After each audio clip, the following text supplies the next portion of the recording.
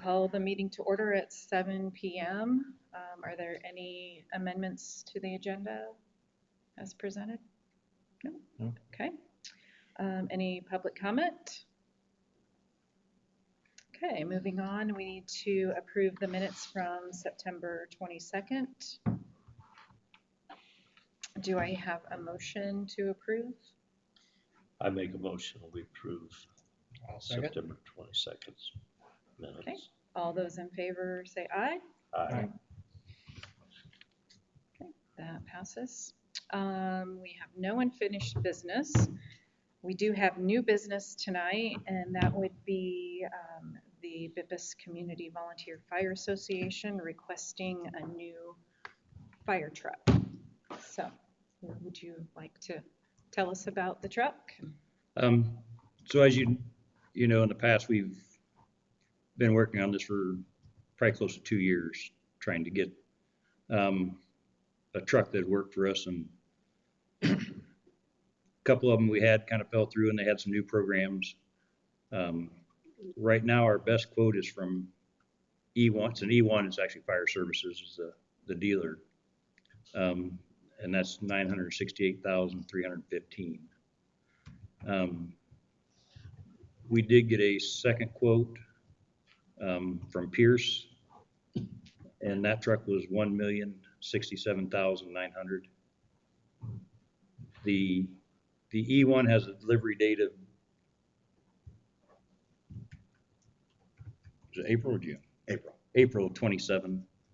The Pierce, they said possibly 22 months, but they don't know until you sign a contract. Then they find a slot for you to get in. Both the trucks are kind of prefab project trucks, so you kind of go through and pick out the things you want. If you did a completely 100% custom truck, you're looking at 4 years once you order it, and the price goes up from there. Just showed up at my house.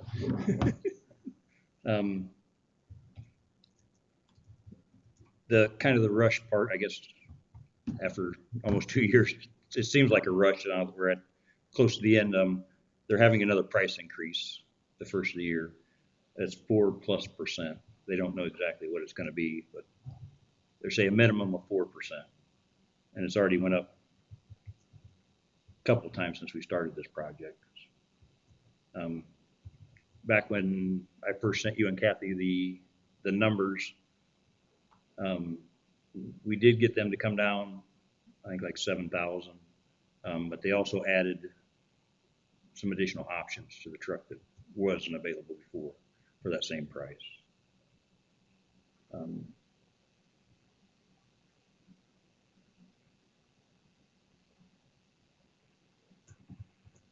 I guess there anything you want to know about it, or like it's a custom cab, so that'll be able to be five firemen in the cab instead of this new one out here. It only takes 2. So all the equipment, air packs and stuff will be inside the cab. How many gallon tank? 1,000. Okay. We didn't want to go any lower. Being out in the rural area, we didn't want to go any lower than 1,000. If you go above 1,000, then that puts you into the custom Tank. truck, Yeah. and then that's more money and another 2 years out. I kind of brought it up at our board meeting. This truck has the potential to replace our rescue truck that we have on the other side. 404. It also has a Cascade in it, but if something were to happen to that truck, we could put all the majority of the rescue equipment on this truck and not have to replace that truck. So it's kind of our long-term goal. We wouldn't have the Cascade system in a truck, but EMA has their Cascade. They're pretty good about bringing it out. So, and we could work around if we had to. We can put it back in a trailer like it was originally and just hook up to a pickup truck and pull that around if we needed to be.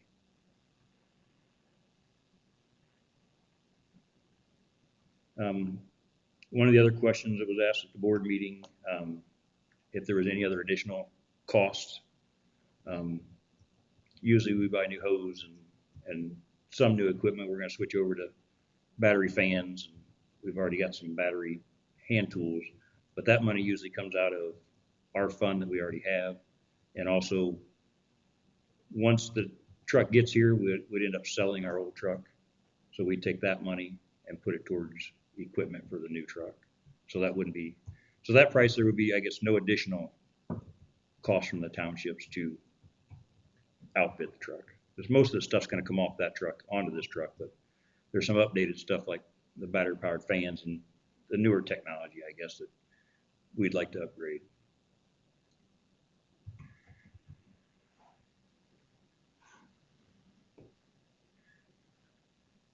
Anything you can think of? At our board meeting, somebody asked a question about how many times we run these trucks in a year. So I'm back to 2024 and 401, which is the truck we'll be replacing. It's a 25-year-old truck now. In 2024, we ran that 29 times. As Dave was talking about, we have our rescue gear on 404. So if we get a call for a wreck, we'll typically, if they don't know whether or not anybody's trapped or not, we'll run 404 because it has a rescue gear on it. So we ran that 16 times. So actually, if we were to look at running the rescue gear on this truck, it'd be the addition of those two. 402, the truck we have here has rescue gear on, we ran 37 times in 2024. In 2025, so far we've ran 401 31 times. We've run 404 20 times, so the equivalent of 51 times, and we've run 402 48 times. So we've increased on 402, for example, 11 more runs in 2025 than we had in 2024. So we're running those more often. Well, the other thing was the pumper is our most expensive piece of fire equipment, and it's the most critical, especially for structure fires. We do run mutual aid with other departments for tankers, but usually whoever has the fire, their pumper is typically the first on scene, and that becomes the pumper for the entire duration of it. And everything else depends on that pumper as far as the fireman inside and getting water on the fire. So it is a more expensive vehicle, but it's also critical for structure fires to have a truck that's capable of performing reliably for long durations. I guess, kind of elaborate on that, I brought it up at the board meeting, I just happened to think of it, so I didn't write it down. Sometime after the first of the year, all the county departments, they already have mutual aid, but they're going to switch to some automatic aid, which is when if we get paid to a house fire, the neighboring department's automatically gonna get paid at the same time. So that may require us to take the truck out more. Usually we get paid later, so we'd still have that number, but it might be a few more times it gets used. And that's all departments in the county. So if we have something over here, Roanoke's gonna come this way, and I think we're right on the line where Township will also come up at the same time. And then if Roanoke has anything this side of 24, we'll automatically go that way. Same thing with Township. So that would possibly increase the use of the trucks more. But we're also in turn getting the benefit of their trucks too if we have something. So this will replace basically two trucks then, not just the one. I mean, At the start, it's replacing 401, our pumper over there.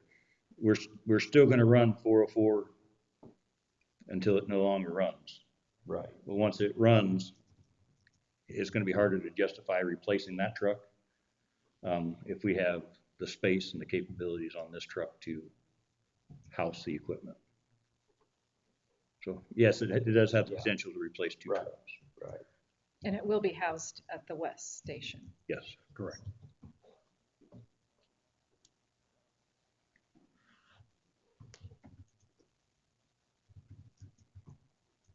The pump capacity on the new one, 1,500. 1,500.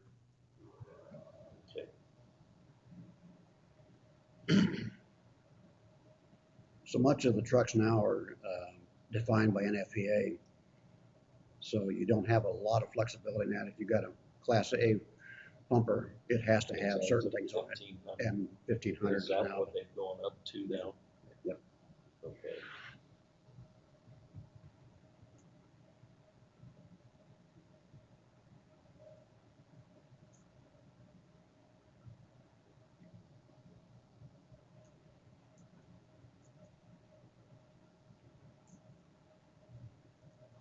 Will this carry a portable tank on the side?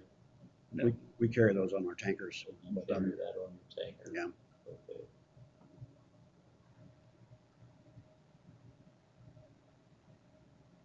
Compartment space, you gonna have enough? I mean, It will have more than 402's got now. Plus, it's almost gonna be close to double what 402 has. okay, Because we have our air packs in the back here because you can't put them in the cab. So all the air packs are gonna go in the cab. Thermal imaging camera, the gas meter, the small flashlights and everything like that we had to stick in the back on this truck you put it will be in the cab. Yes. The cab, will have heating and air conditioning, and it'll have a bigger space, so if the guys need to get out of the elements, we'll give them a spot to get in there and get warmed up, cooled down. It will have medical gear on it, just in case. Which would be in the cab as well. So Yeah, it'll be, Which, we have one Right. cab on the side. Yeah. Cabin. But yeah, the spaces. That's why we're thinking. Double of what, Yes, of that's what you've got. why our Correct. future planning with this truck is put the rescue tools on it. Right now we have the rescue tools on this. Even with everything on there, you can't get the driver's coat in one of the compartments because it's they're so full. which we originally started looking out for regular commercial chassis.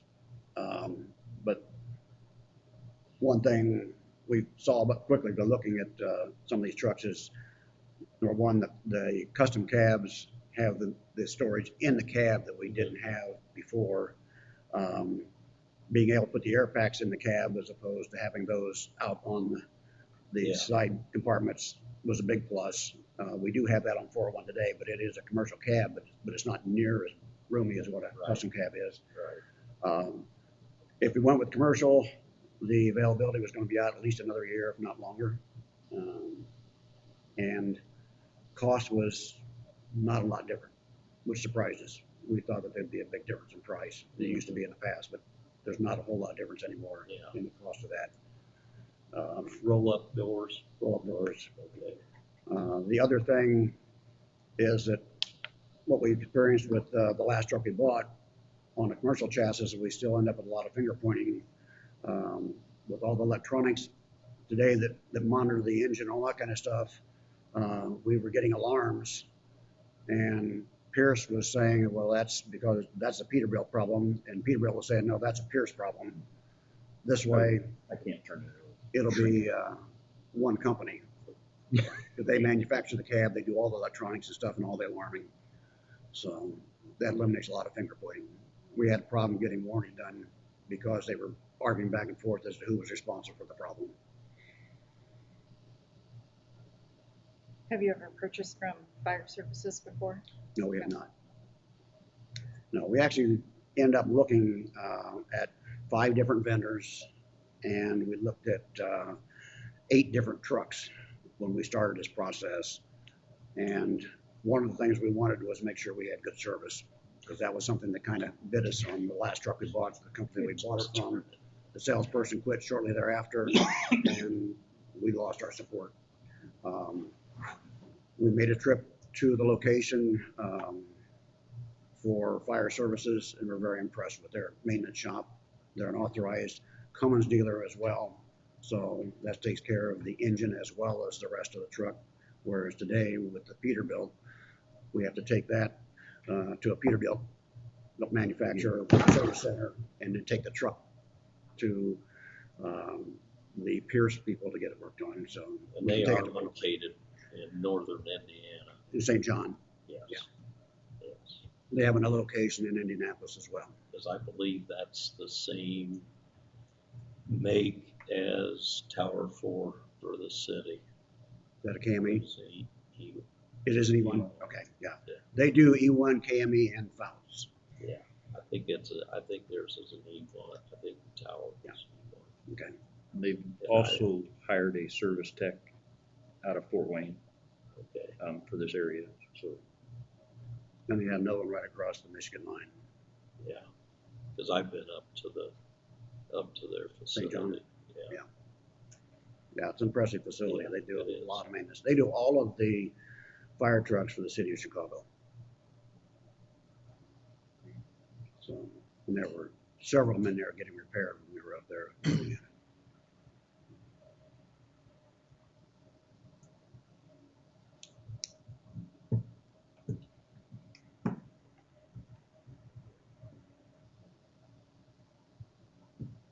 Any other questions?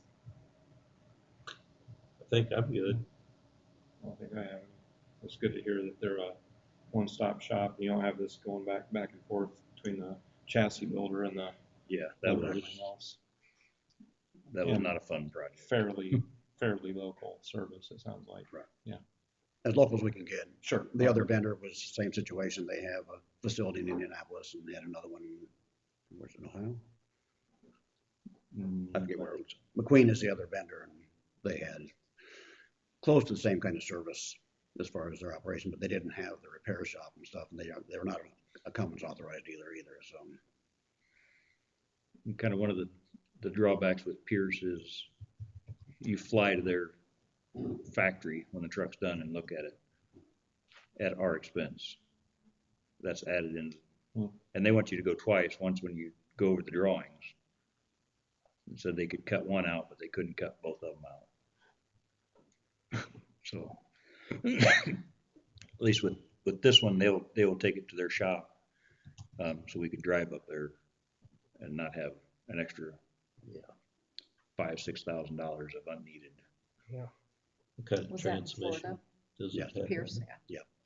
Is it an Allison or Transmission. Yes, transmission? Allison's. Yeah. Yeah, actually, the drivetrain and stuff on the Pierce and the E1 were exactly the same. Same engine, same transmission, same pump.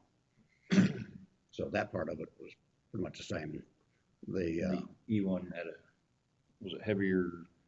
It had Axle. heavier axles, heavier weight load tires. It had 5 batteries instead of 4. The alternator was 100 amp more than the other one, so it was a little beefier truck. So that was one thing that kind of led us towards the E1. And we looked at a couple of them. Southwest Allen County has one that'll be almost exactly like what this one. Township has one. Okay. They got it from different vendors, but it's just pretty much the same truck. How long have theirs been in service of the same truck? Township was about a year, About a year. and Southwest was about 2, I guess, We're something pretty like that. pleased with them. Pretty- Yeah. Yeah. Yeah. Southwest is very pleased with it.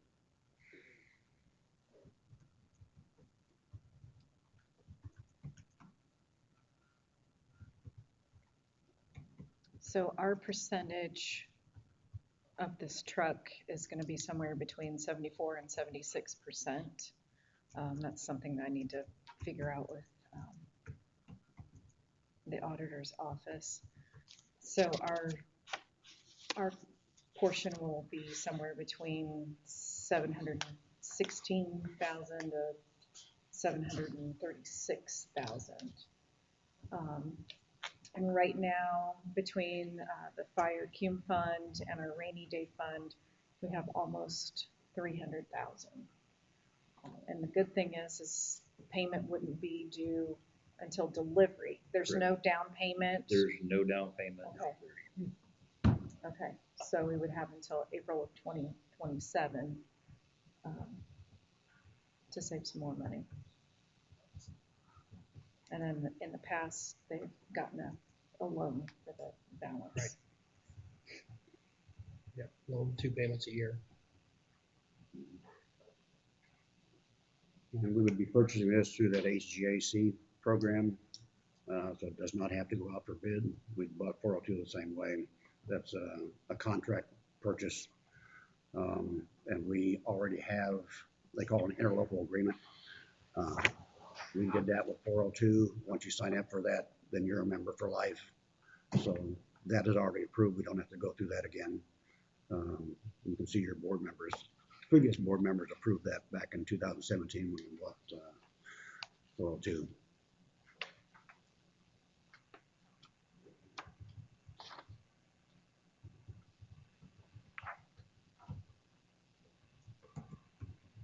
Do you remember that?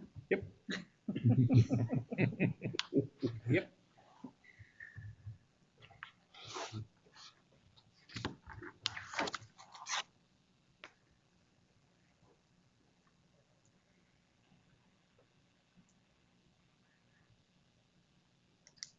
Okay, any other questions? Does anyone want to make a motion to enter into a contract agreement with fire services to purchase Yes. pumper? I will make that motion. I'll second. Okay, we have a motion and a second. All those in favor, please say aye. Aye. Passes 3-0. Okay, do we have any other comments from the board? Okay, this meeting is adjourned at 7:22.